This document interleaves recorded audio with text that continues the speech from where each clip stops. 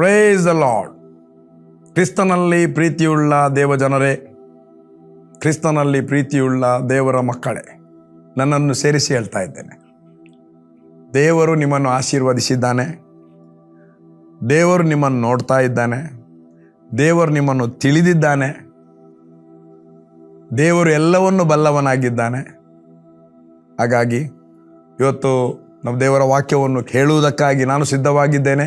ನಾನು ನಂಬುತ್ತೇನೆ ದೇವರ ವಾಕ್ಯವನ್ನು ಕೇಳುವುದಕ್ಕೆ ನೀವು ಕೂಡ ಸಿದ್ಧರಾಗಿದ್ದೀರೆಂಬುದಾಗಿ. ಈ ಸಜೀವ ವಾಕ್ಯ ಕಾರ್ಯಕ್ರಮಕ್ಕೆ ನಿಮ್ಮೆಲ್ಲರನ್ನು ಹೃದಯಪೂರ್ವಕವಾಗಿ ಸ್ವಾಗತಿಸುತ್ತೇನೆ ಮತ್ತು ನಿಮ್ಮನ್ನು ನಾನು ಕ್ರಿಸ್ತ ಯೇಸುವಿನ ಮಧುರವಾದ ನಾಮದಲ್ಲಿ ನಾನು ವಂದಿಸುವವನಾಗಿದ್ದೇನೆ. ಓಕೆ, 2 ವಾರಗಳಿಂದ ನಾವು ವಾಕ್ಯವನ್ನು ಕೇಳ್ತಾ ಬಂದಿದ್ದೇವೆ. ಅದೇನೆಂದರೆ, ಕ್ರೈಸ್ತಿಯ ಜೀವಿತ ಅಂದರೆ ಗೊತ್ತಿದ್ದು ಜೀವಿಸುವಂಥದ್ದು. ಪ್ರಿಯ ದೇವಜನರೇ, the living with knowing. What is the Christianity our life of the Christian? Living with knowing who is our father, heavenly father. ಯಾರು ನಮ್ಮ ತಂದೆ, ನಮ್ಮ ಕರ್ತನಾದ ಯೇಸು ಯಾರು, ತಂದೆಯಾದ ದೇವರು ಯಾರು, ಆತನಲ್ಲಿ ಏನಿದೆ, ಆತನು ಏನು ನಮಗೋಸ್ಕರ ಮಾಡಲು ಶಕ್ತನಾಗಿದ್ದಾನೆ. ನಾನು ಯಾರು, ಕ್ರಿಸ್ತನಲ್ಲಿ ನಾನು ಯಾರಾಗಿದ್ದೇನೆ, ಕ್ರಿಸ್ತನಲ್ಲಿ ನನಗೆ ಏನು ಕೊಡಲ್ಪಟ್ಟಿದೆ, ಎಂಥ ಅಧಿಕಾರ ಕೊಡಲ್ಪಟ್ಟಿದೆ, ಕ್ರಿಸ್ತನಲ್ಲಿ ಇದ್ದು ನಾನು ಏನು ಮಾಡಲಿಕ್ಕೆ ಶಕ್ತನಾಗಿದ್ದೇನೆಂಬ ಎಂಟೈರ್ ಥಿಂಗ್ಸ್, ಎಲ್ಲ ಸರ್ವ ವಿಷಯವನ್ನು ನಮಗೆ ಗೊತ್ತಿರುವಾಗ, ಸರ್ವ ವಿಷಯಗಳು ನಮಗೆ ತಿಳಿದಿರುವಾಗ, ಗೊತ್ತಿರುವಾಗ, ದ ಕ್ರಿಶ್ಚಿಯನ್ ಲೈಫ್ ಬಹಳ ಈಸಿಯಾಗಿ ನಡೀಲಿಕ್ಕೆ ಆಗ್ತದೆ, ಸಫಲತೆಯಲ್ಲಿ ನಡೀಲಿಕ್ಕೆ ಆಗ್ತದೆ, ಜಯದಲ್ಲಿ ನಡೆಯಲಿಕ್ಕೆ ಆಗುತ್ತೆ, ಒಂದು ಕೊರತೆ ಇಲ್ಲದೆ ಜೀವಿಸಲಿಕ್ಕೆ ಆಗುತ್ತೆ. ಟೈಮ್ ಟು ಟೈಮ್ ದೇವರಿಗೆ ಎಲ್ಲ ಭಾಗದಲ್ಲಿ, ದೇವರಿಗೂ, ನಮ್ಮ ತಂದೆಯಾದ ದೇವರಿಗೂ, ಆತನ ವಾಕ್ಯಕ್ಕೂ ಪ್ರಥಮ ಸ್ಥಾನವನ್ನು ಕೊಟ್ಟು ಜೀವಿಸಲಿಕ್ಕೆ ಆಗ್ತದೆ. ಇಲ್ಲದಿದ್ದರೆ ನಮ್ಮನ್ನು ನಾವು ಹೈಲೈಟ್ ಮಾಡಲಿಕ್ಕೆ ಹೋಗ್ತೇವೆ. ನಮ್ಮ ಜೀವಿತದಲ್ಲಿ ದೇವರನ್ನು ಘನಪಡಿಸಲಿಕ್ಕೆ ಹೋಗುವುದಿಲ್ಲ. ನಾನು ಫಸ್ಟ್ ಸಂದೇಶದಲ್ಲಿ ಹೇಳಿದೆ, ಎಷ್ಟೋ ಜನರು ತಮ್ಮನ್ನು ಹೆಚ್ಚಿಸಿಕೊಳ್ಳಲಿಕ್ಕೆ ಹೋಗ್ತಾರೆ. ತಮ್ಮ ಜೀವಿತದಲ್ಲಿ ದೇವರು ಹೆಚ್ಚಲ್ಪಡಬೇಕು, ದೇವರಿಗೆ ಮಹಿಮೆ ಆಗಬೇಕು, ದೇವರಿಗೆ ಬರತಕ್ಕ ಮಹಿಮೆಯನ್ನು ತಾವೇ ಕಸಿದುಕೊಳ್ಳಿಕ್ಕೆ ಅಥವಾ ತೆಗೆದುಕೊಳ್ಳಿಕ್ಕೆ ಹೋಗ್ತಾರೆ. ಯಾರಾದರೂ ಅವರನ್ನು ಹೊಗಳಿದರೆ ಬಹಳ ಖುಷಿಯಾಗೋದು. ದಿಸ್ ಈಸ್ ನಾಟ್ ಇದು ನನ್ನ ಸಬ್ಜೆಕ್ಟ್ ಅಲ್ಲ. ಬಟ್ ನಮಗೆ ನಾವು ಗೊತ್ತಿದ್ದು ಜೀವಿಸುವಾಗ, ನನ್ನ ತಂದೆ ಯಾರು, ನನ್ನನ್ನು ಏನಕ್ಕೋಸ್ಕರ ಈ ಭೂಮಿ ಮೇಲೆ, ನಾನು ಯಾಕೆ ಈ ಭೂಮಿ ಮೇಲೆ ಇದ್ದೇನೆ, ಇಂಥ ಸ್ಥಳದಲ್ಲಿ ಯಾಕೆ ದೇವರು ನನ್ನ ಹುಟ್ಟಿಸಿದ್ದಾನೆ, ಇಂಥದೇ ವರ್ಷದಲ್ಲಿ ಯಾಕೆ ನನಗೆ ರಕ್ಷಣೆ ಆಯಿತು ಎಂಬುದಾಗಿ ನಮ್ಮ ಹತ್ರ ಕ್ವಶ್ಚನ್ ಇರುವುದಿಲ್ಲ. ನಮ್ಮ ಹತ್ರ ಯಾವಾಗಲೂ ಆನ್ಸರ್ ಇರುತ್ತೆ, ಪ್ರಶ್ನೆ ಇರುವುದಿಲ್ಲ. ಎನಿ ಟೈಮ್, ಯಾವ ಸಮಯದಲ್ಲಿಯೂ ಯಾರೇ ನಮ್ಮ ಹತ್ರ ಎಂಥ ಕ್ವಶ್ಚನ್ ಕೇಳಿದ್ರು ಅದಕ್ಕೆ ರೈಟ್ ಆದ ಸರಿಯಾದ ಉತ್ತರವನ್ನು ಕೊಡಲಿಕ್ಕೆ ನಾವು ಶಕ್ತರಾಗಿರ್ತೇವೆ. ಯಾವಾಗ ಅಂದರೆ, ನಾವು ಗೊತ್ತಿದ್ದವರಾಗಿ ಜೀವಿಸುವಾಗ. ಹಲ್ಲೆಲೂಯಾ. ನಾನು ಕಳೆದ ವಾರ ಸತ್ಯದ ಬಗ್ಗೆ ಮಾತನಾಡ್ತಿದ್ದೆ. ಪಿಲಾತನು ಯೇಸುವಿನ ಹತ್ರ ಕೇಳ್ತಾ ಇದ್ದಾನೆ, ಸತ್ಯವೆಂದರೆ ಏನು? ಅದಕ್ಕೆ ನಾನು ಅದಕ್ಕಿಂತ ಮೊದಲು ಹೇಳ್ತಿದ್ದೆ, ನಮ್ಮನ್ನು ದೇವರು ಸೃಷ್ಟಿ ಮಾಡಿದ್ದೀರಿ ಯಾವುದರಿಂದ? ಸತ್ಯ ಬೋಧನೆಯ ವಾಕ್ಯದಿಂದ ಎಂಬುದಾಗಿ ಯಾಕೋಬನು ಬರೆದ ಪತ್ರಿಕೆ 1ನೇ ಅಧ್ಯಾಯ 18ನೇ ವಚನ. ಹಾಗಾಗಿ ನೋಡಿ, ನಾನು ಮಾತನಾಡ್ತಾ ಇದ್ದೇನೆ, ನೀವು ಕೇಳ್ತಾ ಇದ್ದೀರಿ. ನಾನು ಮಾತನಾಡ್ತಾ ಇದ್ದೇನೆ, ಎಲ್ಲಿಂದ ಕೇಳಿ ಮಾತನಾಡ್ತಾ ಇದ್ದೇನೆ? ಅದಕ್ಕೆ ಸ್ಪಷ್ಟವಾಗಿ ಒಂದು ವಚನ, 7ನೇ ಅಧ್ಯಾಯ 17ನೇ ವಚನ, ಯೋಹಾನನು ಬರೆದ ಸುವಾರ್ತೆ ಹೇಳ್ತದೆ.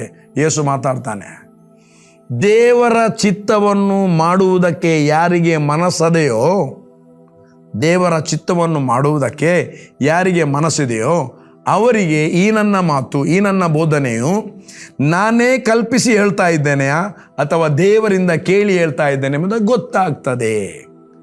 ಹಾಗಾದರೆ ಒಬ್ಬ ವ್ಯಕ್ತಿಗೆ ದೇವರ ಚಿತ್ತವನ್ನು ಮಾಡುವುದಕ್ಕೆ ಯಾರಿಗೆ ಮನಸ್ಸಿರ್ತದೆಯಾ ಆ ವ್ಯಕ್ತಿ ಗೊತ್ತಿದ್ದವನಾಗಿಯೇ ಜೀವಿಸ್ತಾನೆ. ನನ್ನ ದೇವರು ಯಾರು? Who is my father? ಕಳೆದ ವಾರ ನಾನು ಹೇಳ್ತಿದ್ದೆ, ಪೌಲನ ಒಂದು ಸ್ಟೇಟ್ಮೆಂಟ್, ನಾನು ನಂಬಿರುವ ಆತನನ್ನು ನಾನು ಬಲ್ಲೆನು. ನಾನು ನಂಬಿರುವ ಆತನನ್ನು ನಾನು ಬಲ್ಲೆನು. I know whom I believe. ಅದನ್ನು ಸ್ವಲ್ಪ ವಿವರಿಸಿದೆ. ಆತನೇ ಹೇಳ್ತಾನೆ, ನಾನೇ ಮಾರ್ಗ, ನಾನೇ ಸತ್ಯ, ನಾನೇ ಜೀವ. ಅಂದರೆ ಆತನು ಸತ್ಯ ಅಂತ ಹೇಳ್ತಾನೆ. ನಾನು ಮಾತನಾಡ್ತಾ ಇದ್ದೇನೆ, ನೀವು ಕೇಳ್ತಾ ಇದ್ದೀರಿ. ನೀವು ಮಾತಾಡ್ತೀರಿ, ಇನ್ನೊಬ್ಬ ಕೇಳ್ತಾನೆ. ಮತ್ತೊಬ್ಬ ಮಾತಾಡ್ತಾನೆ, ನೀವು ಕೇಳ್ತೀರಿ. ಈಗ ನಾನಾಗಲಿ, ನೀವಾಗಲಿ, ಮತ್ತೊಬ್ಬ ಆಗಲಿ ಮಾತನಾಡುವಂಥದ್ದು ನಾವು ಎಲ್ಲಿಂದ ಕೇಳಿ ಮಾತನಾಡುತ್ತಿದ್ದೇವೆ ಎಂಬುದು ಬಹಳ ಪ್ರಾಮುಖ್ಯ. ನಾವು ರೈಟ್ ಪ್ಲೇಸ್ನಿಂದ ಕೇಳಿ ಮಾತನಾಡುವಾಗ, ಅಂದರೆ ದೇವರಿಂದ ಕೇಳಿ, ದೇವರ ವಾಕ್ಯವನ್ನು ದೇವರಿಂದ ಕೇಳಿ ಮಾತನಾಡುವಾಗ ನಾವು ಸತ್ಯವನ್ನೇ ಮಾತನಾಡ್ತೇವೆ, ಸುಳ್ಳು ಮಾತಾಡೋದಿಲ್ಲ. ಯಾಕೆ? ದೇವರು ಸತ್ಯವಂತನೇ. ಭೂಲೋಕದ ಎಲ್ಲರೂ ಸುಳ್ಳುಗಾರರಾದರು.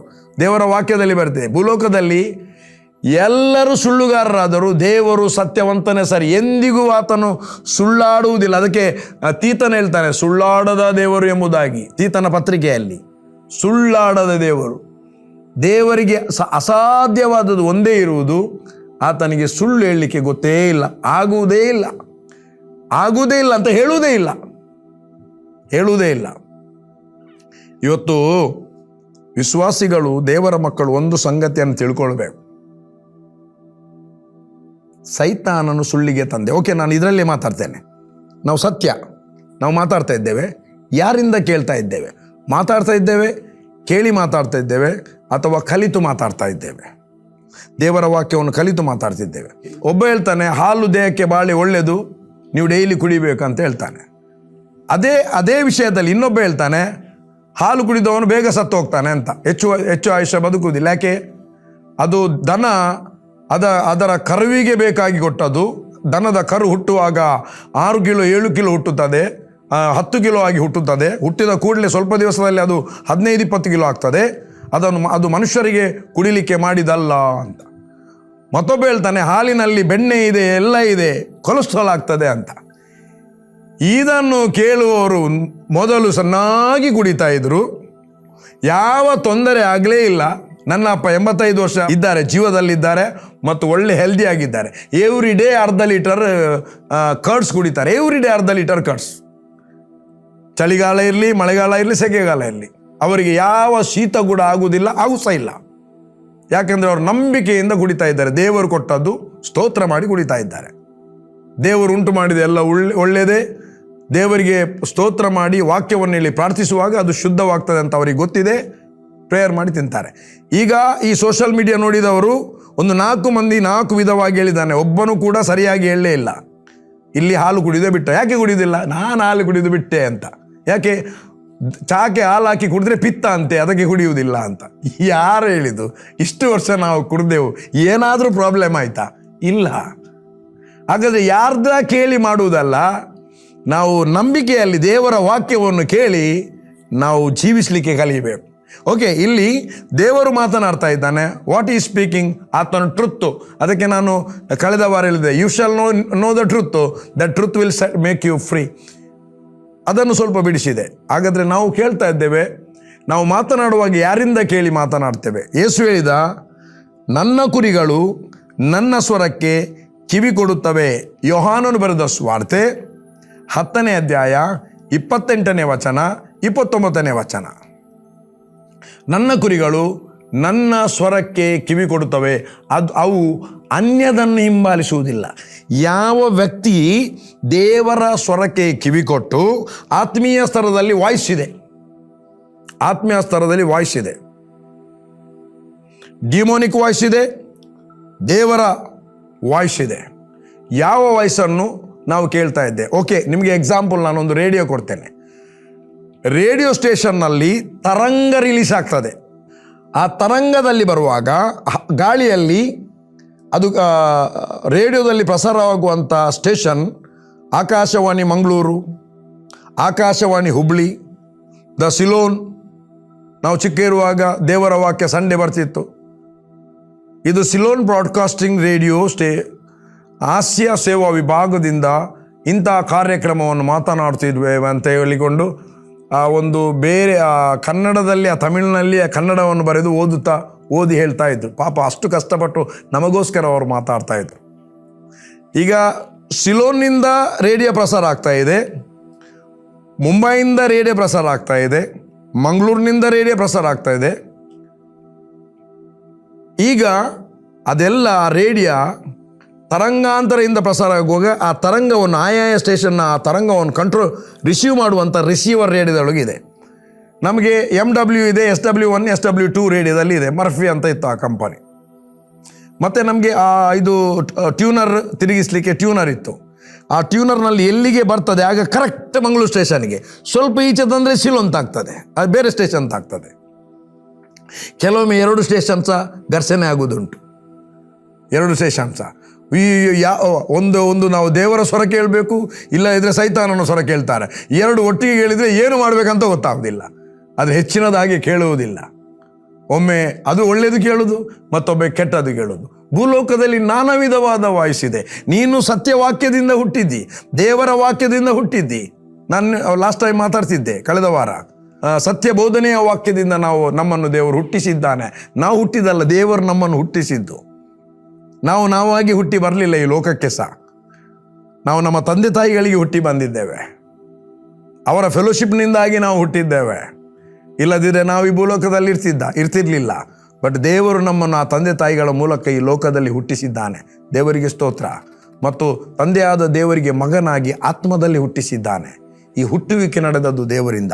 ಆದ ಕಾರಣ ನಾವು ಯಾವ ಲೋಕದಿಂದ ಹುಟ್ಟಿದ್ದೇವೆಯೋ ಆ ಲೋಕದ ಸ್ಟೇಷನ್ಗೆ ಕನೆಕ್ಟ್ ಆಗಿದ್ದರೆ, ಟ್ಯೂನಪ್ ಆಗಿದ್ದರೆ, ಟ್ಯೂನಪ್ ನರಕದ ಸ್ಟೇಷನ್ಗೆ ಕನೆಕ್ಟ್ ಆಗಿರಬಾರ್ದು. ಸರಿಯಾಗಿ ನಮ್ಮ ಈ ಒಂದು ಚಾನೆಲ್ ಪರಲೋಕದ ಸ್ಟೇಷನ್ಗೆ ಟ್ಯೂನಪ್ ಆಗಿರುವಾಗ ಅಲ್ಲಿದು ಮಾತ್ರ ಕೇಳ್ತದೆ. ಸ್ವಲ್ಪ ಈಚೆ ತಿರುಗಿಸಿದರೆ ನರಕದ ಕೇಳ್ಬೋದು. ಅದಕ್ಕೆ ಒಂದು ಸಂಗತಿ ಮಾಡುವ, ಟ್ಯೂನ್ ಮಾಡಿ ಅದನ್ನಲ್ಲಿಯೇ ಫಿಕ್ಸ್ ಗೇರ್ ಹಾಕಿ ಬಿಡುವ, ಆಚೆ ಈಚೆ ಹೋಗೋದಾಗಿ. ಕೆಲವರು ಅದು ವಾಯ್ಸಿಗೆ ಟ್ಯೂನರ್ ಆಚೆ ಈಚೆ ತಿರುಗುತ್ತದಂತ ಟೇಪ್ ಹಾಕಿ ಇಟ್ಟದಿದ್ದೆ, ಆಚೆ ಈಚೆ ತಿರುಗುದು ಬೇಡ. ಹಾಗೆ ನಾವು ಕೂಡ ಅದನ್ನು ಅಲ್ಲಿಗೆ ನಿಲ್ಲಿಸಿಡುವ. ನಮಗೆ ಕೇವಲ ನನ್ನ ಕುರಿಗಳು ನನ್ನ ಸ್ವರಕ್ಕೆ ಕಿವಿ ಕೊಡುತ್ತವೆ ಅಂತ ಹೇಳಿದಾಗೆ ಪರಲೋಕದ ಸ್ಟೇಷನ್ಗೆ ನಾವು ಟ್ಯೂನಪ್ ಆಗಿರಬೇಕು.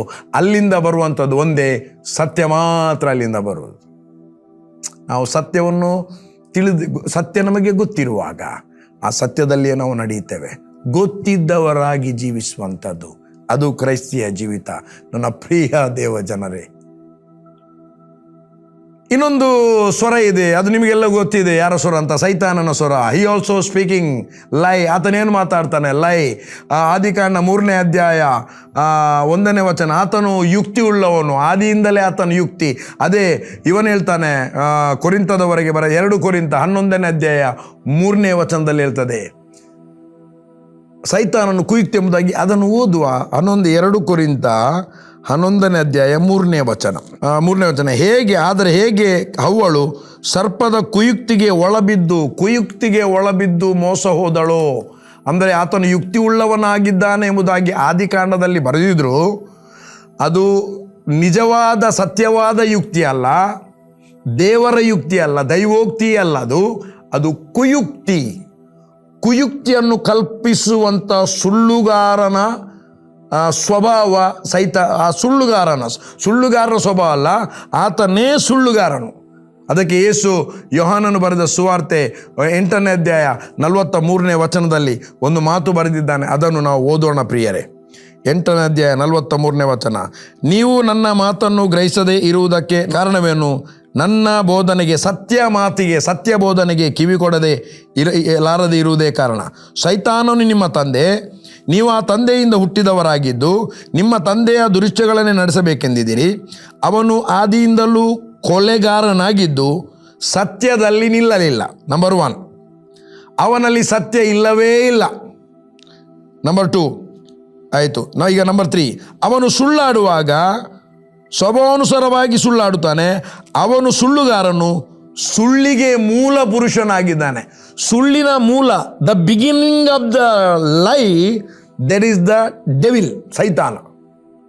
ಸುಳ್ಳಿನ ಪ್ರಾರಂಭವೇ, ಆದಿಯೇ, ಮೂಲವೇ ಆತನು. ಹಾಗಾದರೆ ನೀವೊಂದು ಅರ್ಥ ಮಾಡಿಕೊಳ್ಳಿ, ಇದೆಲ್ಲ ಗೊತ್ತಿದ್ದವರಾಗಿ ನಾವು ಸುಳ್ಳನ್ನು ಮಾತಾಡಿದರೆ ಯಾರಿಂದ ಕೇಳಿ ಮಾತನಾಡ್ತೇವೆ? ನಂಬರ್ 1. ಎರಡನೇದು, ನಾವು ದೇವ ಮಕ್ಕಳು ಸುಳ್ಳನ್ನು ಮಾತನಾಡುವಾಗ ಯಾರ ಪರವಾಗಿ ಮಾತನಾಡ್ತೇವೆ? ನಂಬರ್ 2. ಮೂರನೇ ವಿಷಯ, ನಾವು ಸುಳ್ಳನ್ನು ಮಾತನಾಡುವಾಗ ಯಾರ ಚಿತ್ತವನ್ನು ಮಾತನಾಡ್ತೇವೆ? ಯಾರ ಚಿತ್ತವನ್ನು ಮಾತನಾಡ್ತೇವೆ? ಸತ್ಯವನ್ನು ಮಾತನಾಡಿದರೆ ನಮ್ಮ ತಂದೆಯ ಮಾತನ್ನು ಮಾತನಾಡ್ತೇವೆ. ಯೇಸುವೇ ಸತ್ಯ, ಬೇರೆ ಯಾರು ಸತ್ಯ ಅಲ್ಲ. ಆತನನ್ನು ಹಿಂಬಾಲಿಸಿದರೆ ನಮ್ಮನ್ನು ಸತ್ಯದಲ್ಲಿ ಹುಟ್ಟಿಸಿದ್ದಾನೆ. ಯೇಸುವಿನ ಆತ್ಮದಲ್ಲಿ ಹುಟ್ಟಿಸಿದ ಕಾರಣ ಯೇಸು ಸತ್ಯವಾಗಿರುವುದರಿಂದ ನಮ್ಮನ್ನು ಕೂಡ ಅದೇ ಸತ್ಯದಲ್ಲಿ ಹುಟ್ಟಿಸಿದ್ದಾನೆ. ಇನ್ನೊಂದು ನೋಡಿ ಹೇಗೆ ಹುಟ್ಟಿಸಿದ್ದಾನೆ. 1 ಪೇತ್ರ 1ನೇ ಅಧ್ಯಾಯ 23ನೇ ವಚನ, ಆ ಜನ್ಮವು ನಾಶವಾಗುವ ಬೀಜದಿಂದ ಉಂಟಾದದಲ್ಲ, ಆ ಜನ್ಮವು ನಾಶವಾಗದ ಬೀಜದಿಂದ ಸದಾ ಜೀವವಿರುವ ದೇವರ ವಾಕ್ಯವೆಂಬ ಬೀಜದಿಂದ ನಮ್ಮನ್ನು ಉಂಟು ಮಾಡಿದ್ದಾನೆ. ದೇವರು ನಮ್ಮನ್ನು ಸೃಷ್ಟಿಸಿದ್ದಾನೆ. ಹಾಗಾದರೆ ಸತ್ಯವಾಕ್ಯವೆಂಬ ಬೀಜದಿಂದ, ನಾಶವಾಗದ ಬೀಜದಿಂದ, ಸದಾ ಜೀವ ಇರುವ ಬೀಜದಿಂದ ದೇವರು ನಮ್ಮನ್ನು ಹುಟ್ಟಿಸಿದ್ದಾನೆ. ಹಾಗಾದರೆ ನನ್ನ ಪ್ರಿಯ ದೇವಜನರೇ, ನಾವು ದೇವರಿಂದ ಹುಟ್ಟಿದವರು. ನಮಗೆ ಗೊತ್ತಿರಬೇಕು ನಾವು ದೇವರಿಂದ ಹುಟ್ಟಿದವರೆಂಬುದಾಗಿ. 1 ಯೋಹಾನ. ಆದದ್ದರಿಂದ ನನ್ನ ಪ್ರಿಯರಾದ ಮಕ್ಕಳೇ, ನೀವು ದೇವರಿಂದ ಹುಟ್ಟಿದವರಾದ ಕಾರಣ, ಯಾರು? ನಾವು ದೇವರಿಂದ ಹುಟ್ಟಿದವರಾದ ಕಾರಣ ನೀವು ಲೋಕದಲ್ಲಿರುವ ಆತನಿಗಿಂತ ನಿಮ್ಮಲ್ಲಿರುವ ಆತನು ಹೆಚ್ಚಿನವನು. ನೀವು ದೇವರಿಂದ ಹುಟ್ಟಿದವರಾದ ಕಾರಣ ಆ ಸುಳ್ಳು ಪ್ರವಾದಿಯನ್ನು ಜಯಿಸಿದ್ದೀರಿ. ಸುಳ್ಳು ಪ್ರವಾದಿ ಯಾರು? Devil, demons. ಸುಳ್ಳು ಪ್ರವಾದನೆ ಹೇಳುವವರು ಯಾರು? ಅವನಿಂದ ಕೇಳಿ ಮಾತನಾಡುವವರು. ದ ರೈಟ್ ಟ್ರುತ್ ಪ್ರವಾದನೆ, ಸತ್ಯ ಪ್ರವಾದನೆ ಮಾತುಗಳನ್ನು ಹೇಳುವವರು ಯಾರು? ದೇವರಿಂದ ಹುಟ್ಟಿದವರು. ಇಲ್ಲಿ ನಮಗೆ ಗೊತ್ತಿರ್ತದೆ ಸುಳ್ಳು ಯಾರು ಮಾತನಾಡ್ತಾನೆ, ಸತ್ಯ ಯಾರು ಮಾತನಾಡ್ತಾನೆ. ನಾವು ಗೊತ್ತಿದ್ದು ಮಾತನಾಡುವವರಾಗಿದ್ದೇವೆ. ಸುಳ್ಳು ಹೇಳಿದ ಅದು ಗೊತ್ತಿರಲಿಲ್ಲ ನನಗೆ, ನೋ ನೋ ನೋ ನೋ, ಆ ಮಾತು ನಮ್ಮಲ್ಲಿ ಬರಬಾರ್ದು. ಹೌದಾದರೆ ಹೌದು, ಇಲ್ಲವಾದರೆ ಇಲ್ಲ. ಅದಕ್ಕಿಂತ ಹೆಚ್ಚಿನದು ಸೈತಾನನಿಂದ ಬಂದದ್ದು. ಯೇಸು ಸ್ಪಷ್ಟವಾಗಿ ಹೇಳಿದ್ದಾನೆ. ಹಾಗಾದರೆ ನನ್ನ ಪ್ರಿಯ ದೇವಜನರೇ, ನಾವು ಗೊತ್ತಿದ್ದವರಾಗಿ ಜೀವಿಸುವುದ, ಗೊತ್ತಿದ್ದವರಾಗಿದ್ದು ಗೊತ್ತಿಲ್ಲವದರಾಗಿ ಜೀವಿಸುವುದ? ಅರ್ಥ ಆಯ್ತಾ ನಾನು ಹೇಳಿದ್ದು? ನಾವು ಗೊತ್ತಿದ್ದವರಾಗಿ ಜೀವಿಸೋಣವೇ? ನಾವು ಸತ್ಯವನ್ನು ಗೊತ್ತಿದ್ದವರಾಗಿದ್ದುಕೊಂಡು ಕೂಡ ನಾವು ಯಾರಿಗೆ ಹುಟ್ಟಿದ್ದೇವೆಂಬುದಾಗಿ ತಿಳಿದವರಾಗಿ ಕೂಡ ಸತ್ಯವಾಕ್ಯದ ಬೋಧನೆಯಿಂದ ನಾವು ಹುಟ್ಟಿದ್ದೇವೆ, ದೇವರೇ ನಮ್ಮ ತಂದೆ ಎಂಬುದು, ನಾವು ರಕ್ಷಣೆ ಹೊಂದಿದವರು, ನಾವು ಸತ್ಯಕ್ಕೋಸ್ಕರ ಇರುವವರು, ಸತ್ಯಕ್ಕೋಸ್ಕರ ಸಾಕ್ಷಿ ಕೊಡಲಿಕ್ಕೆ ಇರುವವರೆಂಬುದಾಗಿ ಗೊತ್ತಿದ್ದವರಾಗಿಯೂ ಗೊತ್ತಿಲ್ಲದವರಾಗಿ ಜೀವಿಸುವುದು ಕ್ರಮನ ಸರಿಯ ಎಂಬುದಾಗಿ ನಮ್ಮನ್ನು ನಾವೇ ವಿಚಾರಿಸಿಕೊಳ್ಳೋಣ. ದೇವರು ನೋಡ್ತಾ ಇದ್ದಾನೆ, ದೇವರು ಕೇಳ್ತಾ ಇದ್ದಾನೆ. ಪರಲೋಕದಿಂದ ನೋಡುವಂಥದ್ದು ಅದು ಇನ್ನೊಂದು ವಿಧ. ಬಟ್ ನಮಗೆ ಮೊದಲು ಗೊತ್ತಿರಬೇಕು, ದೇವರಿಂದ ಹುಟ್ಟಿದವರಾದ ನಮ್ಮ ಒಳಗೆ ಪವಿತ್ರಾತ್ಮನಿದ್ದಾನೆ. ಆ ಪವಿತ್ರಾತ್ಮನಲ್ಲಿ ಕರ್ತನಾದ ಯೇಸು, ತಂದೆಯಾದ ದೇವರಿದ್ದಾನೆ. ಈಗ ಪರಲೋಕದಿಂದ ನೋಡಬೇಕಾಗಿಲ್ಲ, ಆತ್ಮೀಕ ಲೋಕದಲ್ಲಿ ದೇವರು ನಮ್ಮ ಒಳಗಡೆ ಇರುವಾಗ ನಾವು ಮಾತನಾಡುವ ಮಾತುಗಳು, ನಾವು ಆಲೋಚನೆ ಮಾಡುವ ಆಲೋಚನೆಗಳು, ನಮ್ಮ ಪ್ರತಿಯೊಂದು ಇನ್ ಆ್ಯಂಡ್ ಔಟ್ ಎಲ್ಲವೂ ದೇವರಿಗೆ ತಿಳಿದಿದೆ. ಇವತ್ತು ದೊಡ್ಡ ಮೋಸ ಏನಂದರೆ, ಯವನಸ್ಥರಲ್ಲಿ ಅಲ್ಲ, ದೊಡ್ಡವರಲ್ಲಿ ಕೂಡ ಇದೆ. ದೇವರು ಎಲ್ಲಿ ನೋಡ್ತಾನೆ? 800 ಕೋಟಿ ಜನರಿದ್ದಾರೆ, ದೇವರಿಗೆ ಅಷ್ಟು 800 ಕೋಟಿ ಜನರು ನೋಡಲಿಕ್ಕೆ ಆಗ್ತದೆ? ಇವರೆಲ್ಲ ಸುಳ್ಳು ಹೇಳುವುದು, ನಮ್ಮನ್ನು ಭಯಪಡಿಸಲಿಕ್ಕೆ ಸುಳ್ಳು ಹೇಳುವುದು. ನಾವೀಗ ಯವನಸ್ಥರು, ನಾವು ಚಿಕ್ಕ ಪ್ರಾಯ. ಇವರೆಲ್ಲ 33 ವರ್ಷ 40 ವರ್ಷದಲ್ಲಿ ರಕ್ಷಣೆ ಹೊಂದಿದ್ದು, ಅಲ್ಲಿ ತನಕ ಇವರು ಕೂಡ ಬೇಕಾದದ್ದು ಮಾಡಿದ್ದಾರೆ, ಎಂಜಾಯ್ ಮಾಡಿದ್ದಾರೆ. ಈಗ ನಾವು ಎಂಜಾಯ್ ಮಾಡುವಂಥ ಸಮಯ, ತಿನ್ನೋಣ ಕುಡಿಯೋಣ. ಅದಕ್ಕೆ ಪೌಲನು ಹೇಳ್ತಾನೆ, ಪುನರುತ್ಥಾನ ಇಲ್ಲದಿರುವಲ್ಲಿ ನಾವು ಯಾಕೆ ಜೀವಿಸಬೇಕು? ತಿನ್ನೋಣ ಕುಡಿಯೋಣ, ಸಾಯ್ತೇವಲ್ಲ ನಾಳೆ. ಪೌಲ ಹೇಳ್ತಾ ಇದ್ದಾನೆ ಈ ಮಾತು. ಮುಂದೆ ಹೇಳ್ತಾನೆ, ದುಸ್ಸಾಹಸವು ಸದಾಚಾರವನ್ನು ಕೆಡಿಸ್ತದೆ, ಇಂಥ ಅಮಲಿನಿಂದ ಎಚ್ಚೆತ್ತುಕೊಳ್ಳಿ ಎಂಬುದಾಗಿ ಹೇಳ್ತಾನೆ. ಇಂಥ ಅಮಲಿನಿಂದ ಎಚ್ಚೆತ್ತುಕೊಳ್ಳಿ. ದುಸ್ಸಾಹಸ. ಮೆಲ್ಲೊಬ್ಬ ಬಂದು ಹೇಳ್ತಾನೆ, ನೀನು ಹೀಗೆಲ್ಲ ಪ್ರೀತಿ ಮಾಡಿದ್ರಲ್ಲ, ನಂಬ್ತೀಯ ನೀನು ಸತ್ಯ ಅಂತ? ನನಗೆ ಕೂಡ ಡೌಟ್ ಇತ್ತು, ಯಾರ ಹತ್ರ ಕೇಳುವುದಂತ ಇದ್ದೆ. ಬಟ್ ನೀನೊಂದು ಹೇಳಿದಾಗ ನನಗೆ ಖುಷಿ ಆಯಿತು. ಹೌದು ಮಾರಾಯ, ಇವರೆಲ್ಲ 40 ವರ್ಷ ಪ್ರಾಯದಲ್ಲಿ ರಕ್ಷಣೆ ಹೊಂದಿದ್ದು, ಇದೆಲ್ಲ ಹೌದಾ? ಯೇಸು ಕ್ರಿಸ್ತನು ಬರ್ತಾನಂತಲ್ಲ, ಬರುವಾಗಲ್ಲ, ಲೇಟ್ ಇರಬಹುದು. ಸುಮ್ಮನೆ ಇವರೆಲ್ಲ ಹೇಳುವುದು ನಮ್ಮನ್ನು ಎದುರಿಸಲಿಕ್ಕೆ. ನೋ ನೋ, ಇಂಥ ಎಲ್ಲ ಸುಳ್ಳನ್ನು ನಂಬೇಡಿ. ಇದೆಲ್ಲ ಸುಳ್ಳು, ಅದು ಸೈತಾನನ ವಂಚನೆ, ಮೋಸಕರವಾದ ಆಲೋಚನೆ. ಭಯಪಡುವುದು, ದೇವರಿಗೆ ಭಯಪಡುವುದಂದರೆ ಹಾನರ್ ಮಾಡುವುದು ಫಸ್ಟ್ ಪ್ರಿಯಾರಿಟಿ. ಅದಕ್ಕೆ ಯೆಹೋವನಿಗೆ ಭಯಪಡುವವನು 14ನೇ ಅಧ್ಯಾಯ 26ನೇ ವಚನ ಜ್ಞಾನೋಕ್ತಿ, ನಿರ್ಭಯವಾಗಿರುತ್ತಾನೆ. ಆತನ ಮಕ್ಕಳಿಗೆ ಆಶ್ರಯ ಇದ್ದೇ ಇರುವುದು. ನಿನ್ನ ಮಕ್ಕಳಿಗೆ ಶೆಲ್ಟರ್ ಬೇಕಾ? ಎಲ್ಲಿ ಹೋದರೂ ಪಾಪ ಮಾಡದೆ ಅವರು ಹಿಂತಿರುಗಿ ಬರಬೇಕಾ? ದುಷ್ಟರ ಆಲೋಚನೆಯಂತೆ ನಡೆಯದೆ ಪಾಪಾತ್ಮರ ಮಾರ್ಗದಲ್ಲಿ ನಿಂತುಕೊಳ್ಳದೆ ಧರ್ಮ ನಿಂದಕರನ್ನು ಕೂತ್ಕೊಳ್ಳದೆ ಕಾಲೇಜಿಗೆ ಹೋಗಿ ಅಷ್ಟು ಮಂದಿ ಜನರು ಇದ್ದಾರೆ, ಅವರೆಲ್ಲರೂ ಬೇಡವಾದ ಕಾರ್ಯಗಳನ್ನು ಮಾಡುವವರೊಟ್ಟಿಗೆ ಇವರು ಸೇರಿಕೊಳ್ಳದೆ ಅವರೊಂದಿಗೆ ಇವರು ಇಜ್ಜೋಡಾಗದೆ ಕರ್ತನಿಗೋಸ್ಕರ ತಮ್ಮನ್ನು ಪ್ರತ್ಯೇಕಿಸಿಕೊಂಡು ಪರಿಶುದ್ಧರಾಗಿ ಜೀವಿಸುತ್ತಾ ಮನೆಯಿಂದ ಶಾಲೆಗೆ, ಶಾಲೆಯಿಂದ ಮನೆಗೆ ಸತ್ಯಪರರಾಗಿದ್ದುಕೊಂಡು ನಿಯತ್ತಿನಿಂದ ಬರಬೇಕಾ? ನಾವು ಯೆಹೋವನಿಗೆ ಭಯಪಡುವಾಗ, ದೇವರಿಗೆ ಭಯಪಟ್ಟು ಜೀವಿಸುವಾಗ ನಮ್ಮ ಮಕ್ಕಳಿಗೆ ಅಧಿಕ ಸುಕ್ಷೇಮ. ನಮ್ಮ ಮಕ್ಕಳು ಯೆಹೋವನಿಂದ ಶಿಕ್ಷಿತರಾಗುತ್ತಾರೆ. ನಾವು ಆತನಿಗೆ ಭಯಪಡುವಾಗ ನಾವು ನಿರ್ಭಯವಾಗಿ ಮಕ್ಕಳ ವಿಷಯದಲ್ಲಿ, ಬಿಸ್ನೆಸ್ನ ವಿಷಯದಲ್ಲಿ, ನಾಳಿನ ವಿಷಯದಲ್ಲಿ ನಿರ್ಭಯವಾಗಿರುತ್ತೇವೆ. ಅದಕ್ಕೆ ದಾವೀದನು ಇನ್ನೊಂದು ಸ್ಟೆಪ್ ಮೇಲೆ, ನನ್ನ ಮಗ್ಗುಲಲ್ಲಿ 1000 ಜನರು, ನನ್ನ ಬಲಗಡೆಯಲ್ಲಿ 10,000 ಜನರು ಸತ್ತು ಬಿದ್ದರು, ನನಗೇನು ಕೇಡು ಸಂಭವಿಸುವುದೇ ಇಲ್ಲ ಡಿಕ್ಲೇರ್ ಮಾಡಿಬಿಟ್ಟ. ಸಿಂಹ ಸರ್ಪದಗಳ ಮೇಲೆ ನಡೆಯುತ್ತಿ, ಪ್ರಾಯದ ಸಿಂಹವನ್ನು ಗಡಸರ್ಪವನ್ನು ತುಳಿದು ಬಿಡುತ್ತಿ. ನಿನಗೆ ವಿರುದ್ಧವಾಗಿ ಕಲ್ಪಿಸಿದ ಯಾವುದೇ ಆಯುಧ ನಿನ್ನನ್ನು ಜಯಿಸುವುದಿಲ್ಲ. ಪ್ರಾಯದ ಸಿಂಹಗಳಾದರೂ ಹೊಟ್ಟೆಗಿಲ್ಲದೆ ಹಸಿದವು. ಕರ್ತನ ಸನ್ನಿಧಿಯಲ್ಲಿ ಬೇಡಿಕೊಳ್ಳುವವನಿಗೆ ಯಾವ ಮೇಲಿಗೂ ಕಡಿಮೆ ಇಲ್ಲ. ಎಷ್ಟು ವಚನ ಬೇಕು ಎಕ್ಸಾರ್ಟ್ ಮಾಡುವಂಥದ್ದು. ಆಹಾ, ನೀನು ಹಿಂಸೆಗೆ ದೂರವಾಗಿರುವಿ, ಧರ್ಮವೇ ನಿನಗೆ ಆಧಾರ. ನಿನ್ನ ವಿರುದ್ಧವಾಗಿ ಯಾರಾದರೂ ವ್ಯಾಜ್ಯವಾಡಿದರೆ ದೇವರು ಹೇಳ್ತಿದ್ದಾನೆ, ಅದು ನನ್ನ ಅಪ್ಪಣೆಯಿಂದ ಅಲ್ಲ, ನಾನು ಅಪ್ಪಣೆ ಕೊಡಲಿಲ್ಲ. ಮುಂದೆ ಹೇಳ್ತಾನೆ, ಅವರು ನಿನ್ನ ನಿಮಿತ್ತದಿಂದ ಕೆಡವಲ್ಪಡುತ್ತಾರೆ. 91ನೇ ಅಧ್ಯಾಯದಲ್ಲಿ ಕೊನೆಯ ವಚನಕ್ಕೆ ಬರುವಾಗ, ಅವನು ನನ್ನಲ್ಲಿ ಆಸಕ್ತನಾಗಿರುವಾಗ ಅವನನ್ನು ನಾನು ಸಂರಕ್ಷಿಸುವೆನು. ಅವನು ನನ್ನ ನಾಮವನ್ನು ಅರಿತವನಾಗಿರುವುದರಿಂದ ಅವನು ನಾನು ಉದ್ಧರಿಸುವೆನು. ಯೇಸುವಿನ ನಾಮ ಯಾರಿಗೆ ಗೊತ್ತಿದೆಯಾ ಅವನನ್ನು ದೇವರೇ ಉದ್ಧಾರಕ್ಕೆ ನಡೆಸ್ತಾನೆ, ಪ್ರಮೋಷನಲ್ಲಿ ನಡೆಸ್ತಾನೆ. 1ನೇ ಅಧ್ಯಾಯ 33ನೇ ವಚನ ಜ್ಞಾನೋಕ್ತಿ, ನನ್ನ ಮಾತಿಗೆ ಕಿವಿ ಕೊಡುವವನಾದರೂ, ಸತ್ಯಕ್ಕೆ ಕಿವಿ ಕೊಡುವವನಾದರೂ ಸ್ವಸ್ಥವಾಗಿರುತ್ತಾ ಯಾವ ಕೇಡಿಗೂ ಭಯಪಡದೆ ಸುರಕ್ಷಿತನಾಗಿರುತ್ತಾನೆ. ನನ್ನ ಮಾತಿಗೆ ಎನ್ನ ಪಾತೆರಗು ಕೆಬಿ ಕೊರ್ಪುನಾಯೇ ವಾ ಪೋಡಿಗೋಗ್ಲ ಯಾವ ಕೆಡಿಗೆ ವಾ ಹಾಳು ಹಾನಿಕರವ ಹಾಳು ಸಂಗತಿಗಳ ಪೋಡಿ ಅಂದೆ. ಸ್ವಸ್ಥವಾದಿತ್ತದು, ಆರೋಗ್ಯವಾದಿತ್ತದು ಮಾತಾ ಸಂದರ್ಭೋಡ್ಲ ಸುರಕ್ಷಿತ ಅದು ಉಪ್ಪುವೆ. What a wonderful word. ಏತು ಪೊರುದ ಪಾತ್ಯರ ದೇವರನ್ನ, ಎಂಥ ಒಂದು ಒಳ್ಳೆಯ ಮಾತು ದೇವರದು. ನನ್ನ ಮಾತಿಗೆ ಕಿವಿ ಕೊಡುವವನಾದರೂ ಯಾವ ಕೇಡಿಗೂ ಅಂಜದೆ ಅಥವಾ ಭಯಪಡದೆ ಆತನು ಸುರಕ್ಷಿತನಾಗಿರುತ್ತಾನೆ. ನನ್ನ ಪ್ರಿಯ ದೇವಜನರೇ, ತುಂಬ ಇದೆ ಹೇಳಲಿಕ್ಕೆ. 1 ಯೋಹನ 4ನೇ ಅಧ್ಯಾಯ 7ನೇ ವಚನ ಹೇಳ್ತದೆ, ಪ್ರೀತಿ ಮಾಡುವ ಪ್ರತಿಯೊಬ್ಬನು ದೇವರಿಂದ ಹುಟ್ಟಿದ್ದವನಾಗಿದ್ದಾನೆ. ನಮಗೆ ಗೊತ್ತಿರಬೇಕು ನಾವು ದೇವರಿಂದ ಹುಟ್ಟಿದ್ದೇವೆ. ಹಾಗಾದರೆ ನಮ್ಮ ನೆಕ್ಸ್ಟ್ ಆ್ಯಕ್ಷನ್ ಏನು? ಪ್ರೀತಿ ಮಾಡುವಂಥದ್ದು. ಪ್ರೀತಿ ಮಾಡುವ ಪ್ರತಿಯೊಬ್ಬನು ದೇವರಿಂದ ಹುಟ್ಟಿದ್ದಾನೆ. ಈಗಿನ ಕಾಲದಲ್ಲಿ ಕೆಲವೊಂದು ಕಾರ್ಯಗಳು ನಡೀತಾ ಇದೆ, ಅದು ಸಭೆಯ ಒಳಗಾಗಿರ್ಬೋದು, ಹೊರಗೆ ಆಗಿರ್ಬೋದು. ವಿಭಿನ್ನವಾದ ವಿಚಿತ್ರವಾದ ಸಂಗತಿ. ಅನ್ಯೋನ್ಯತೆ ವಿಷಯದಲ್ಲಿ, ಫೆಲೋಶಿಪ್ ವಿಷಯದಲ್ಲಿ, ಪ್ರೀತಿಯ ವಿಷಯದಲ್ಲಿ, ಬೇರೆ ವಿಷಯದಲ್ಲಿ ಅಲ್ಲ, ಪ್ರೀತಿಯ ವಿಷಯದಲ್ಲಿ, ಅನ್ಯೋನ್ಯತೆ ವಿಷಯದಲ್ಲಿ ಅರ್ಥವೇ ಗೊತ್ತಿಲ್ಲ. What is the meaning of fellowship, ಕೊಯ್ನೋನಿಯಾ.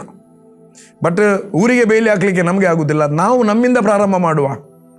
ಪ್ರತಿ ವಾಕ್ಯ ಕೇಳುವ ನೀವು ಪ್ರತಿಯೊಬ್ಬರು ನಿಮ್ಮಿಂದ ಪ್ರಾರಂಭವಾಗಲಿ, ಗೊತ್ತಿದ್ದು ಜೀವಿಸುವಂಥದ್ದು.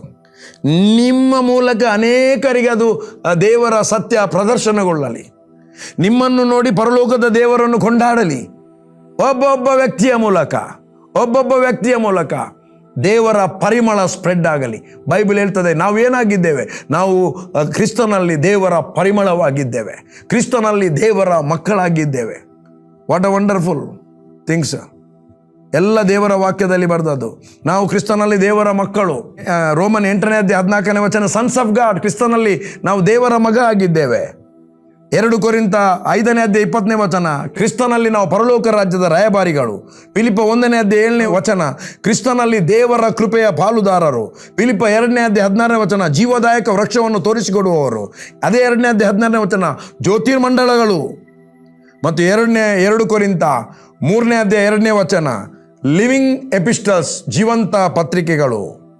ಎಫೆಸ 5ನೇ ಅಧ್ಯಾಯ 8ನೇ ವಚನ, ಲೈಟ್ ಇನ್ ಕ್ರೈಸ್ಟ್, ಕ್ರಿಸ್ತನಲ್ಲಿ ನಾವು ಬೆಳಕು ಕೊಡುವವರು. ಮತ್ತು ಮೀಸಲು ಜನಾಂಗ, ಅರಸವಂಶಸ್ಥ ಯಾಜಕ ವರ್ಗ, ದೇವರ ನೀತಿವಂತ ಮಕ್ಕಳು, ರೋಮನ್ 5ನೇ ಅಧ್ಯಾಯ 1ನೇ ವಚನ.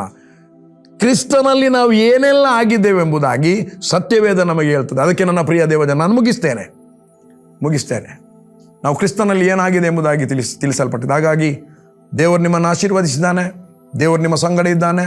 Let us pray. ತಂದೆಯಾದ ದೇವರೇ, ಈ ದಿವಸ ತಿರುಗಿ ನಾನು ಗೊತ್ತಿದ್ದು ಜೀವಿಸುವಂಥ ಬಗ್ಗೆ ಮಾತನಾಡಿದ್ದೇನೆ ಸ್ವಾಮಿ. ಕ್ರಿಶ್ಚಿಯನ್ ಲೈಫ್, ಪ್ರತಿಯೊಬ್ಬರು ಈ ವಾಕ್ಯವನ್ನು ಕೇಳಿದಂಥವರು ಕ್ರಿಸ್ತನಲ್ಲಿ ಏನಾಗಿದ್ದಾನೆ ಎಂಬುದಾಗಿ, ಕ್ರಿಸ್ತನು ತಮಗೆ ಏನಾಗಿದ್ದಾನೆ, ಕ್ರಿಸ್ತನಲ್ಲಿ ನಾವು ಏನಾಗಿದೆ ಎಂಬುದಾಗಿ ಗೊತ್ತಿದ್ದವರಾಗಿ ಜೀವಿಸುವಂತೆ ಪವಿತ್ರಾತ್ಮನ ಮೂಲಕ ಇವರೆಲ್ಲರೂ ನಡೆಸಿ ಎಂಬುದಾಗಿ ಪ್ರಾರ್ಥಿಸ್ತೇನೆ ಯೇಸುವಿನ ನಾಮದಲ್ಲಿ ತಂದೆಯೇ. Amen, amen, amen. Bless you.